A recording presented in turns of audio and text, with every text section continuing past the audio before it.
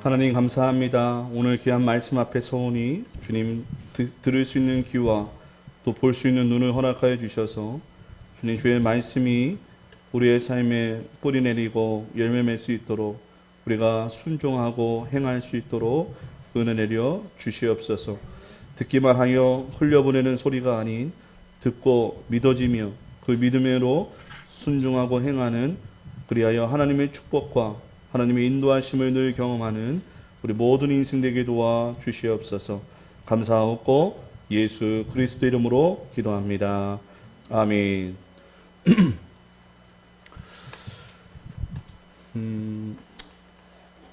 아더 핑크 목사님의 책에 이런 이야기가 있습니다. 지금으로부터 약 100년 전에 영국에서 굉장히 좀 이렇게 IMF처럼 우리나라 IMF처럼 대부분의 은행이 도산하는 바람에 굉장히 두려움이 떨었던 때가 있었다고 합니다. 은행을 믿지 못한 한 사람이 자신의 예금을 모두 인출한 뒤에 친구에게 그것을 모두 금화로 바꾸어 달라고 부탁을 했습니다. 그는 경제가 아무리 어려워도 금은 가치가 떨어지지 않을 거니 돈을 금화로 바꾸면 안전할 것이라고 생각한 것이지요. 얼마 후 그는 물건을 사기 위해 금화 5개를 꺼내어 물건을 사려고 했지만 자신의 금화를 받아주는 가게는 그 어디에도 없었다고 합니다. 왜냐하면 금화의 질이 너무 나빴기 때문이에요. 깜짝 놀라서 금화를 감추어 둔 곳으로 달려가서 모든 금화를 확인해 보았습니다. 그런데 이것이 어쩐 일입니까? 친구가 만들어준 금화는 모두 가짜였던 것입니다. 아더 핑크 목사님은 이런 말을 했습니다. 잘못된 복음을 들으면서 당연히 천국에 갈 것이라고 믿고 있다가 훗날 죽음에서 깨어났을 때 천국이 아니라 지옥에 있는 자신을 발견하고 기겁하게 될 불쌍한 이들이 얼마나 많을지 심히 걱정됩니다 라고 말했다고 합니다. 무슨 말이에요? 가짜 금화를 찰떡같이 믿고 있다가 낭패를 당한 것처럼 가짜 믿음을 찰떡같이 갖고 있다가 지옥에 갈 수 있는 상황이 돌아온다는 것입니다. 이것은 정말 무서운 이야기입니다. 왜냐하면 돈은 다시 벌면 되지만 죽음 이후의 운명은 결코 되돌릴 수가 없기 때문입니다. 사랑하는 성도 여러분, 여러분이 가지고 있는 믿음은 어떤 믿음입니까? 구원받기에 충분한 믿음입니까? 아니면 구원을 받을 수 없는 가짜 믿음입니까? 혹시 가짜 믿음을 진짜로 착각하고 있지는 않으신지요? 오늘 본문을 보면서 우리가 평소에 생각하는 것과는 다른 충격적인 이야기가 나올 것입니다. 오늘 본문 말씀을 통하여 우리의 믿음을 성경적으로 다시 점검할 수 있는 시간이 되었으면 좋겠습니다. 먼저 본문의 줄거리를 간략하게 설명해 드립니다. 어떤 사람이요? 예수님을 찾아왔어요. 이 사람은 세상적으로 봤을 때 모든 것을 다 가진 완벽남입니다. 저처럼. 예. 이렇게 말할 수 있는 몇 가지가 요소들이 몇 있어요. 첫째, 도덕적으로 깨끗한 사람이었어요. 이 사람이 예수님을 찾아와서 영생을 얻기 위해 무슨 선한 일을 해야 하냐고 여쭈어 봤을 때 예수님께서 계명을 지키라고 말씀하시자 이 사람은 그 모든 것을 지켰다고 자신 있게 말합니다. 20절에 보면 그 청년이 이르되 이 모든 것을 내가 지키었사온데 아직도 무엇이 부족하나이까? 라고 이야기합니다. 둘째, 경제적으로도 부유한 사람이었어요. 22절에 보니까 가진 재물도 많이 있었다고 합니다. 22절에 그 청년이 재물이 많으므로 이 말씀을 듣고 근심하며 가니라. 그는 도덕적으로 깨끗했고 경제적으로도 부유했습니다. 셋째, 세상적인 지위도 가지고 있던 사람이에요. 오늘 본문의 같은 내용인 누가복음에도 이 청년은 관리라고 기록되어 있어요. 관리. 그러니까 뭐 국회의원 같은 사람이라는 거예요. 누가복음 18장 18절에 어떤 관리가 물어 이르되 선한 선생님이여 내가 무엇을 하여야 영생을 얻으리까? 라고 질문을 하는 모습이 동일하게 나옵니다. 도덕적으로 깨끗했고 경제적으로 부유했고 세상적인 지위도 가지고 있었습니다. 게다가 이 사람은 청년으로 소개되고 있으니 젊고 건강하기도 했습니다. 한마디로 완벽남입니다. 예, 완벽해요. 이런 사람과 결혼하고 싶으시죠? 아니요? 예, 우리 결혼 안 한 우리 청소년들. 예. 그런데 더 놀라운 것은 이 사람이 젊은 나이에도 불구하고 뭐에 관심이 있어요? 뭐에 관심? 영생. 예, 영생에 대해 관심이 있었다는 거예요. 그래서 이 문제를 해결하고자 예수님을 찾아왔다는 것입니다. 16절에 보니까 어떤 사람이 주께 와서 이르되 선생님이여 내가 무슨 선한 일을 하여야 영생을 얻으리까? 라고 질문하고 있다는 거예요. 이 부자 청년은 문제를 가지고 있었을 뿐만 아니라 문제의 해답을 가지고 있는 예수님을 찾아올 정도로 꽤 올바른 안목까지 가진 사람이었습니다. 혹시 여러분 주위에 이런 사람이 있습니까? 도덕적으로 깨끗하고 경제적으로 부유하고 사회적으로도 지위도 있고 젊고 건강할 뿐만 아니라 이 영생에 대한 관심도 가지고 있어요. 저는 알고 있어요. 박진영. 네, 박진영. 박진영이 바로 이런 사람하고 아주 비슷해요. 만약 이런 사람이 여러분들에게 찾아와서 조언을 구한다고 한다면 여러분 어떻게 답해 주시겠습니까? 정상미 집사님, 어떻게 해야 영생을 얻습니까? 네. 네, 그렇게 얘기를 하겠죠.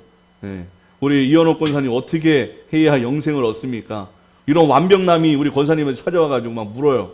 그럼 어떻게 대답하시겠습니까? 네. 우리는 답이 있어요. 알고 있어요. 정상민 집사님 말씀하신 게 맞아요. 신앙생활을 좀 하신 분들은 분명히 이렇게 대답할 거예요. 영생을 얻으려면 선한 일을 해야 되는 것이 아닙니다. 구원은 예수님을 믿음으로 얻는 것이지 우리의 행함으로 얻는 것이 아닙니다. 예. 예수님을 구원자로 믿으세요. 그러면 영생을 얻을 수 있습니다. 그리고 이 설명을 확증하기 위해 요한복음 3장 16절을 말할 것입니다. 하나님이 세상을 이처럼 사랑하사 독생자를 주셨으니 이는 그를 믿는 자마다 멸망하지 않고 영생을 얻게 하려 하심이라. 그런데 여러분 잘 들어보세요. 문제가 있어요. 예수님께서도 그 청년에게 우리가 아는 것처럼 그렇게 말씀을 해 주셨냐는 거예요. 예수님께서는 그 청년에게 뭐라고 말씀하십니까? 예수님께서 하신 말씀은 딱 두 가지예요. 17절과 21절인데 한번 읽어볼까요? 17절 시작. 예수께서 이르시되 어찌하여 선한 일을 내게 묻느냐? 선한 이는 오직 한 분이시니라. 내가 생명에 들어가려면 계명들을 지키라. 21절 시작. 예수께서 이르시되 내가 온전하고자 할진대 가서 내 소유를 팔아 가난한 자들에게 주라. 그리하면 하늘에서 보화가 내게 있으리라. 그리고 와서 나를 따르라 하시니 가서 계명을 지켜 가서 내 소유를 팔아 가난한 자들에게 주고 나를 따라와. 그러면 뭘 얻어요? 영생을 얻는데요. 아까 정상민 집사님 뭐라고 했어요? 예수님 믿어야 영생 얻는다고 했죠? 근데 예수님은 뭐라 그래요? 다 팔고 나를 따라오래. 네, 이상한 말씀을 하시네요, 예수님. 만약 예수님께서 현대교회에 오셔가지고 성경고사를 치른다면 예수님의 점수는 빵점일 것입니다. 왜냐하면 우리가 알고 있는 영생을 얻는 방법은 행위가 아니라 믿음인데 예수님께서는 계명을 지키고 선행을 하라고 말씀하시기 때문입니다. 누구 말이 맞아요? 누구 말이 맞죠? 우리가 배운 게 맞을까요? 예수님이 맞을까요? 당연히 예수님이 맞겠죠. 그렇다면 우리가 구원을 얻는 믿음에 뭔가 문제가 있다는 거 아닙니까? 만약 우리의 믿음에 문제가 있다면 뭐가 문제일까요? 뭐가 문제일까요? 이 질문에 답을 한번 생각해 보면서 말씀을 따라오셔도 좋을 것 같아요. 그렇다면 이제 구원 얻는 참 믿음에 대해서 한번 살펴보겠습니다. 무엇이 구원을 얻을 수 있는 참된 믿음일까? 종교 개혁자들은 구원을 얻을 수 있는 참된 믿음에는 세 가지 요소가 있다고 말합니다. 제가 주보에도 적어 드렸는데 첫 번째는 노티티아, 지식, 날러지라는 거예요. 지식이라는 거예요. 그리고 아센수스, 동의. 네. 마지막으로 피두니아, 피두시아, 신뢰, 행함이라는 뜻이 있습니다. 그런데 이 참된 믿음은 이 세 가지 중에 하나만 선택하는 것이 아니라 이 세 가지 모두를 포함해야 한다는 거예요. 그래야 구원을 얻는 믿음이라고 이야기할 수 있다는 것입니다. 반면에 가짜 믿음은 이 세 가지 요소를 분리한다는 거예요. 그 중에 몇 가지 요소만 가져도 된다고 말한다는 것입니다. 예를 들어 우리가 누군가에게 구원을 얻기 위해서는 예수를 믿는 것만으로 충분하다고 말한다면 그건 잘못된 믿음이라는 거예요. 왜냐하면 믿음에는 피드시아, 즉 행함이 반드시 포함되어 있기 때문입니다. 믿음과 뭐가 포함되어야 된다고요? 행함. 사실 행함이 포함되어 있지 않은 믿음은 귀신들도 갖고 있어요. 귀신. 왜냐하면 귀신들도 예수님께서 하나님의 아들이라는 지식을 갖고 있었고 이 지식에 동의를 하고 있었기 때문입니다. 그러나 그를 믿지는 않았어요. 그를 위해 순종하고 따르지는 않았다는 거예요. 행함이라는 것은 우리가 가진 믿음이 참된 믿음인지 거짓 믿음인지 구분해주는 리트머스 시험지와 같다는 것입니다. 예를 들어 이런 이야기를 한번 들려드릴게요. 어떤 사람이 중병에 걸렸어요. 유능한 의사가 이 중병을 치료하기 위해서는 반드시 자신이 처방한 처방전을 따라야 한다고 말합니다. 의사가 처방한 대로 약을 먹으면 낫습니다. 이건 지식이에요. 그 의사의 처방한 약을 먹으면 낫는다는 것을 또한 안다. 이건 동의예요. 그 의사가 처방해준 대로 약을 먹는다. 이것은 신뢰와 행함입니다. 만약 우리가 그 의사의 말을 듣고 그 의사가 처방해준 약이 효과가 있다고 동의까지는 했지만 그 약을 먹지 않는다면 결국 그 의사의 말을 믿지 않는 것과 동일하다는 것이지요. 무슨 말이에요?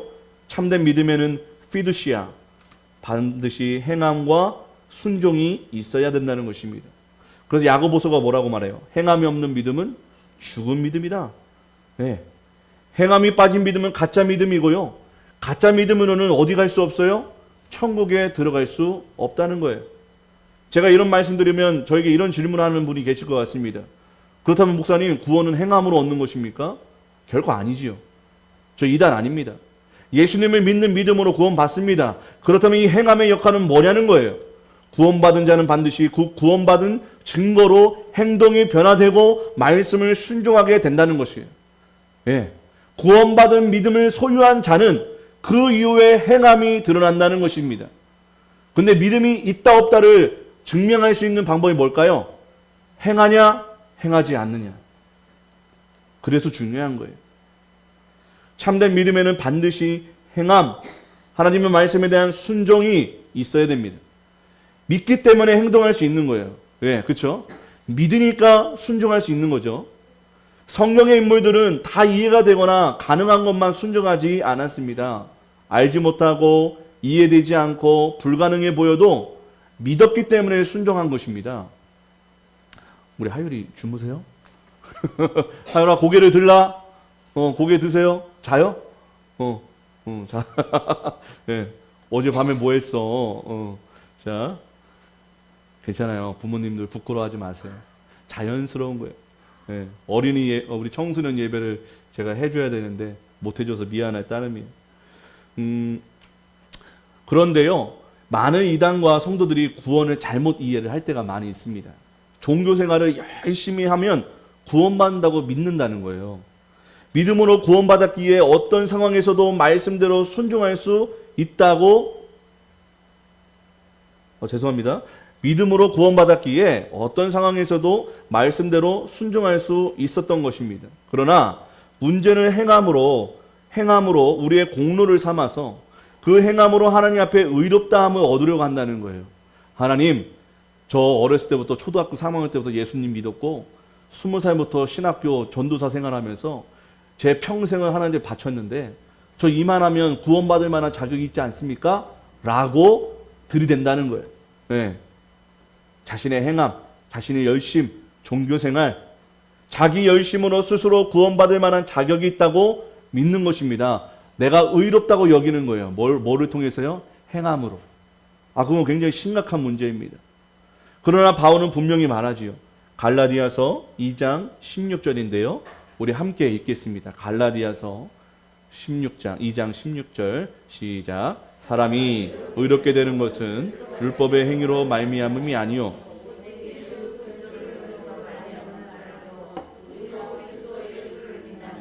이는 우리가 율법의 행위로서가 아니고 그리스도를 믿음으로써 의롭다함을 얻으려 함이라.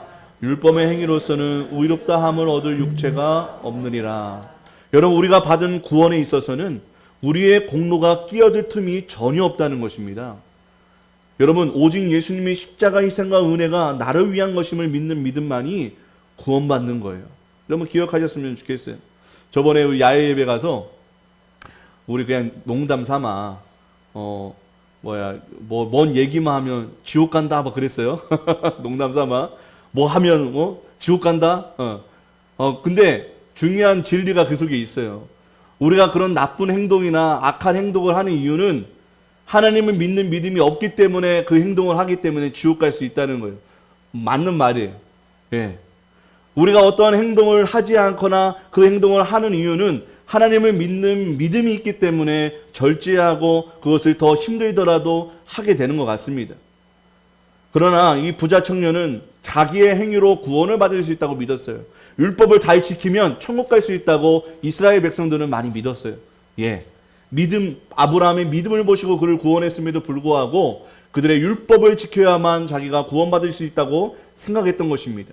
동시에 자신을 구원받을 만한 자격이 있다고 믿었다가 예수님께서 그의 정체를 드러나게 하니까 이에 영생을 포기하고 돌아가 버립니다. 이제 부자 청년이 영생의 문턱 앞에서 돌아설 수밖에 없었던 이유에 대해 함께 나눠보려고 합니다. 다시 본문으로 돌아가 보겠습니다. 왜 부자 청년은 예수님께서 영생을 얻는 방법을 가르쳐 주셨는데도 그 말씀에 순종하지 않았을까? 본문을 조금만 더 유심히 살펴본다면 이 참된 믿음의 세 가지 요소가 모두 결핍되어 있음을 보게 됩니다. 부자 청년은 예수님에 대한 올바른 지식이 없었어요. 예수님의 말씀에 동의도 하지 않았어요. 그 말씀대로 행하지도 않았습니다. 이 부자 청년이 근심하며 떠날 수밖에 없었던 이유들을 조금 더 살펴보면 첫째, 예수님에 대한 올바른 지식이 없었다는 거예요. 16절에 어떤 사람이 주께 와서 이르되 선생님이여 내가 무슨 선한 일을 하여야 영생을 얻으리까? 라고 이야기합니다. 여러분 부자 청년이 예수님을 뭐라고 불러요? Teacher라고요. Teacher. 네. 세상에 그냥 학문을 가르쳐주는 선생님으로만 여겼다는 거예요. 예수님을 유대의 많은 랍비 중에 한 면으로 생각한 것입니다. 베드로처럼 예수님을 그리스도시요 살아계신 하나님의 아들로 믿지 못했던 것이지요. 예수님을 한낱 세상 성생으로 여겼기에 영생의 주인 되신 예수님을 눈앞에 두고도 다시 영생의 기회를 걷어차버리는 어리석은 부자 청년을 보게 됩니다. 여러분 세상적으로 모든 것이 완벽해 보이는 그였지만 영적으로는 무식하고 무지하고 영적 맹인이자 기머거리였다는 사실을 여러분 기억하시길 바랍니다. 이러한 불행은 어쩌면 세상적으로 완벽했기 때문에 많이 가지고 누리고 있기 때문에 가난한 마음이 없이 모든 것이 풍족하였기 때문에 자신의 영혼의 진정한 갈증도 알아채지 못하는 영적 시체가 된 것은 아닌가 생각이 듭니다. 여러분 모든 게 만족스러우면 하나님이 필요 없거든요. 그리고 이 땅에서 영원히 살고 싶거든요. 그래서 몸에 좋은 거 먹고 건강하게 살려고 하고 죽지 않으려고 발버둥을 칩니다. 왜? 이 세상이 너무너무 좋기 때문에. 그래서 진시황이 그렇게 빨리 죽을 줄 모르고 영원히 살고 싶어서 수많은 사람들의 불로초를 구하라고 하지 않았습니까? 참 어리석은 것이지요. 설상가상으로 이 부자 청년은 자신에 대해서도 올바른 지식이 없었어요. 예수님도 잘 몰랐을 뿐만 아니라 자기 자신이 어떤 존재인지도 몰랐다는 거예요. 우리 18절에서 21절 시간상 한번 눈으로 쭉 보시고요. 여러분 쭉 보시면 내용이 조금 이상하다는 것을 보게 됩니다. 뭐가 이상하냐? 예수님께서 말씀하신 마지막 계명은 내 이웃을 내 자신과 같이 사랑하라는 것입니다. 그런데 그 청년이 이 모든 것을 잘 지켰다고 대답했어요.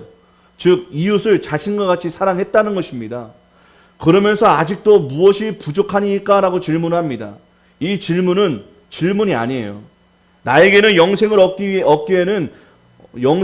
위해 부족한 것이 없다. 나는 구원받기에 충분한 사람이다 라고 스스로 우쭐하면서 말하는 거예요. 네. 그는 다른 사람에게 피해를 주지 않는 최소한의 삶이 이웃을 사랑하는 것이라고 믿었다는 것입니다. 네. 살인하지 않았고요. 도둑질하지 않았고요. 예. 거짓 증언하지 않았어요. 이 정도면 이웃 사랑한 거 아닙니까? 라고 자신 있게 말했던 것이지요. 그것이 자신의 의로움이자 자랑이었습니다. 그런데 예수님께서 뭐라고 말씀하십니까? 내 소유를 팔아 가난한 자들에게 줘라 라고 말씀하고 있다는 거예요. 완전 생뚱맞죠. 무슨 말이에요? 자신이 가장 사랑하는 재산을 가난한 자들에게 나누어 주지도 않으면서 어떻게 자신의 이웃을 자신과 같이 사랑했다고 말할 수 있느냐라고 책망하고 있다는 것입니다. 예수님은 보다 더 적극적으로 이웃을 사랑하지 않았으면 지체가신 거예요. 여러분, 사실 수많은 사람들이요, 살인하지 않습니다. 간음하지 않습니다. 도둑질하지 않아요. 거짓말, 거짓 증언 하지 않습니다. 그리고 내 부모를 대부분 공경합니다. 웬만하면 다 지키고 사는 거예요. 저도 이런 율법에 대해서는 잘 지켰다라고 자신 있게 말할 수 있을 것 같습니다. 그런데 여러분, 한 번 더 생각해 볼 것이 있어요. 여러분, 정말 미워한 적이 한 번도 없으신가요? 미워하셨다면 살인한 것입니다. 여러분, 아름다운 여성과 남성을 보며 음욕을 품어보지 않으셨습니까? 여러분, 그랬다면 간음한 것입니다. 남의 것을 시기 질투하고 빼앗고 싶지 않으셨습니까? 여러분, 이미 도둑질한 것입니다. 단 한 번도 거짓말을 안 한 사람이 여기 계실까요? 우리는 이미 거짓 증언한 사람들입니다. 부모를 원망하고 미워한 적이 없던 분이 계실까요? 부모를 공경하지 않은 것입니다. 우리 그 누구도 이 율법에 자유로울 수 없음을 깨닫게 되는 것이지. 결국 죄에서 벗어날 수 없는 죄인임을 이 율법을 통해 거울이 되어 우리를 보게 해 주셨다는 것입니다. 그래요, 여러분. 예수님은 이 청년과 우리의 진짜 정체를 보게 하시기 위해 말씀하신 거예요. 우리가 바로 죄인이라는 정체를 드러나게 하신 것입니다. 내가 죄인됨을 깨닫고 인정하는 것에서부터 뭐가 시작돼요? 구원이 시작되기 때문입니다. 사람들이 의인의 가면을 쓰고 웬만한 율법을 지키면서 산다고 위선을 떨면 사람들은 속일 수가 있어요. 그러나 이웃을 내 몸과 같이 사랑하는 이는 사람도 속이기 쉽지 않습니다. 뿐만 아니라 하나님도 속이기가 어려워요. 여러분, 지체장애 아이를 키웠던 어머니가 자신의 자녀를 죽이고 자신까지도 자살하는 경우도 꽤 많이 있습니다. 예, 자기 자식마저 사랑하지 못하고 끝까지 이겨내지 못하고 포기하는 경우도 참 많이 있어요. 참 쉽지 않습니다. 내 몸과 같이 누군가를 사랑한다는 것은 결코 쉽지 않고 사람들이 잘 하지 않으려고 합니다. 여러분, 내가 내 자신과 같이 사랑하는 이웃이 있습니까? 가족 말고요. 옆집 사람, 내 몸과 같이 사랑하는 사람 계신가요? 가족들조차도 내 자신과 같이 사랑하지 못하는 우리들이지 않습니까? 내 몸과 같이 그 누군가를 사랑한다는 것은 어쩌면 불가능한 일인 것 같습니다. 왜냐하면 자신보다 귀한 것 없기 때문입니다. 내가 제일 귀해요, 사실.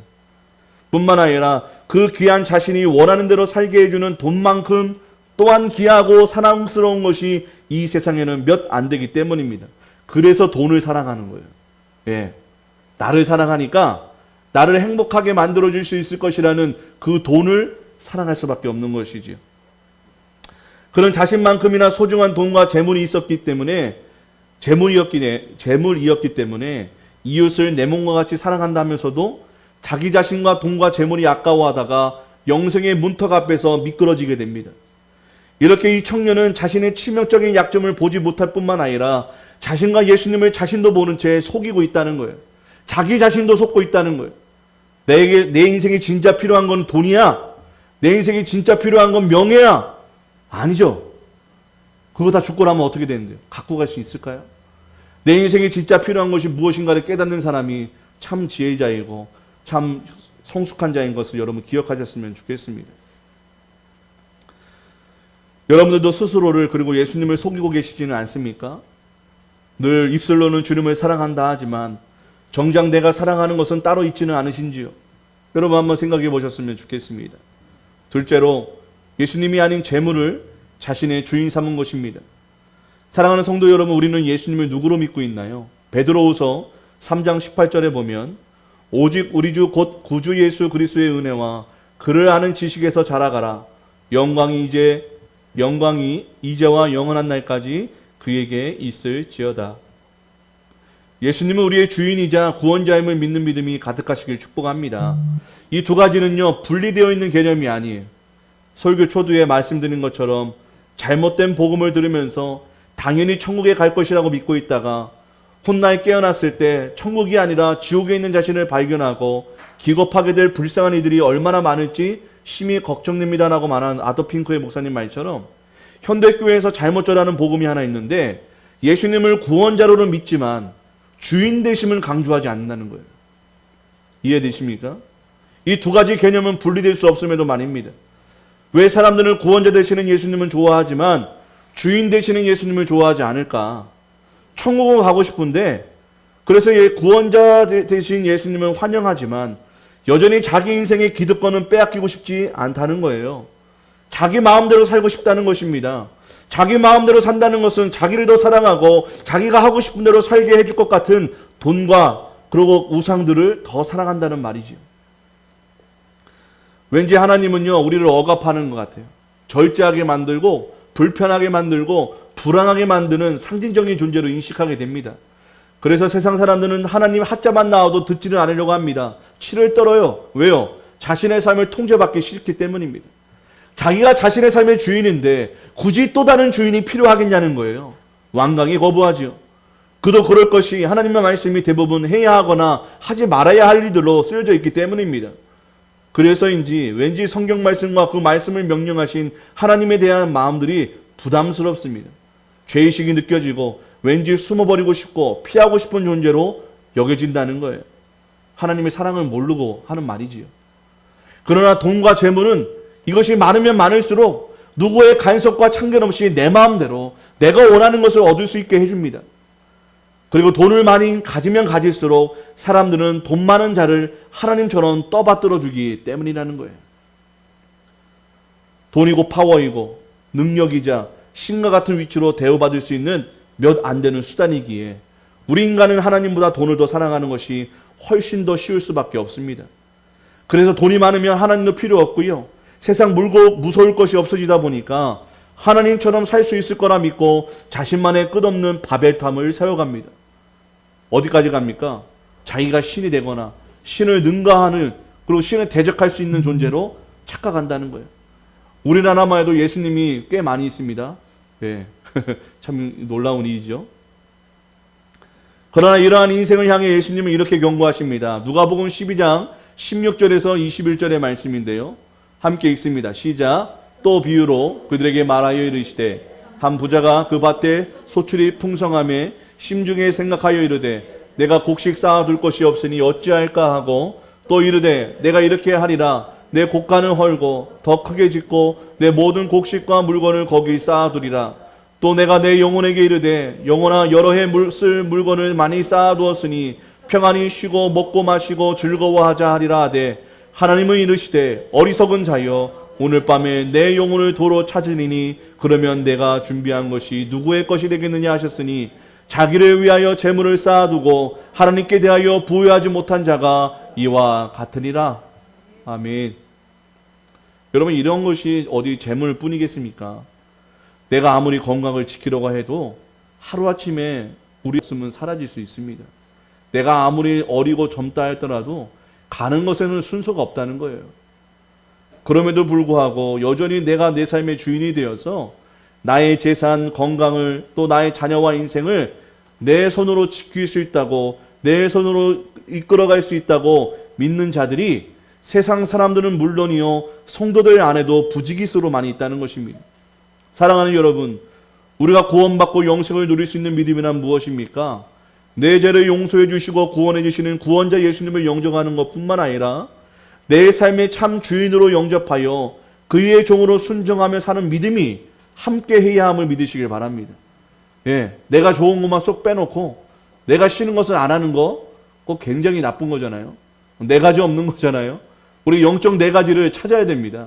하나님이 나의 구원자 되심을 믿고 내가 또 하나님이 나의 주인 되시고 나의 모든 것 되심을 또한 그것을 인정하고 그렇게 내어드리는 삶을 우리가 살아갈 때 그 사람이야말로 진짜 구원받은 사람, 천국에 갈 사람, 하나님의 백성다운 삶으로 증명될 줄을 믿습니다.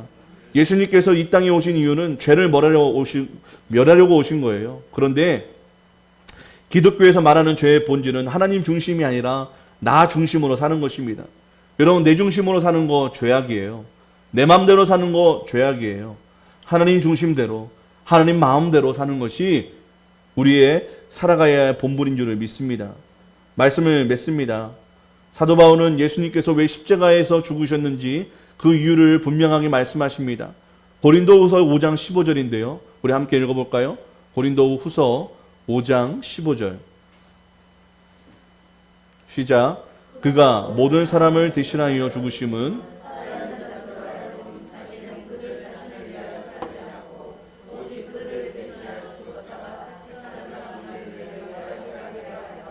아멘.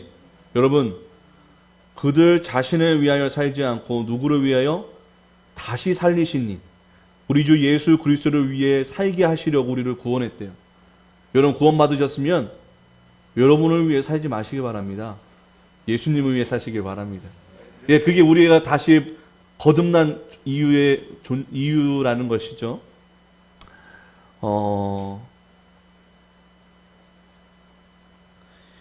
예수님의 말씀 앞에 여전히 알고 동의까지는 하였지만 여전히 신뢰하지 못하고 행하지 못하고 주저하고 계시다면, 여전히 내 삶의 주인이 나이기에 세상 정욕과 물질을 더 사랑하고 있다면, 여러분 한번 그 마음을 있는 그대로 주님 앞에 드렸으면 좋겠어요.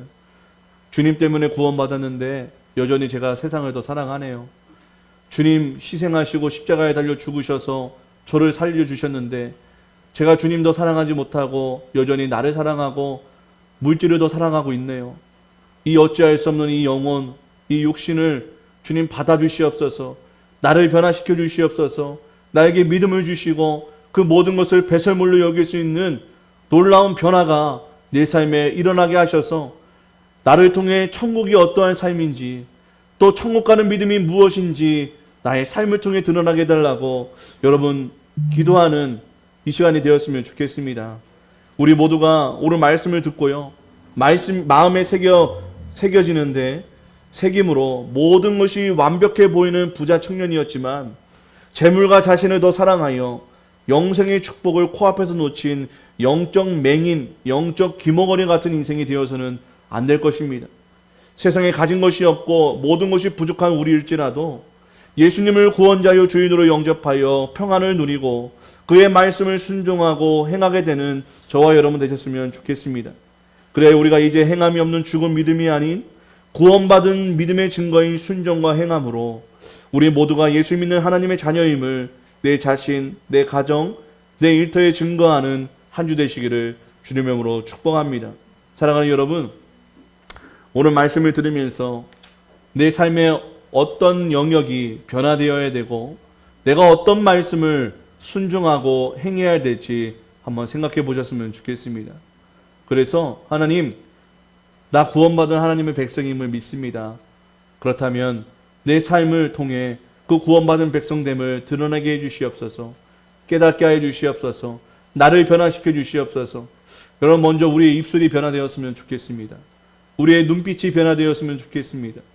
우리의 마음의 중심이 변화되었으면 좋겠습니다. 나에게 있었던 중심이 이제는 주님께로, 물질에게 있었던 중심이 주님을 향한 필요로 우리의 마음이 움직였으면 좋겠습니다. 이 시간 그런 마음을 담아 우리 다시 한번 나의 모습, 나의 소유 함께